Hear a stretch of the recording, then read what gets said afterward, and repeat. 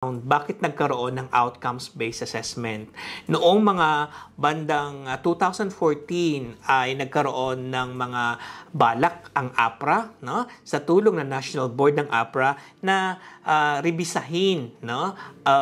Gawin or ibahin ang ilang mga criteria para sa internationally qualified nurses. So binago nila ang ilang mga criteria from 8 criteria to 3 criteria lamang, no, sa qualifications ng ating mga international registered nurses. Matatandaan ninyo na noon ay meron pa tayong mga bridging course. Ito ay nagkaroon ng iba't ibang pangalan. Ito ay from 3 months, naging 6 months, naging 5 months. No? Merong mga ilang mga kurso na ganoon ang haba.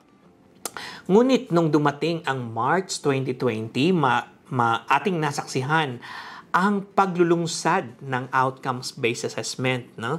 Ito ang tinatawag na OBA, no? Outcomes-based assessment, the more permanent approach of APRA in assessing internationally qualified nurses.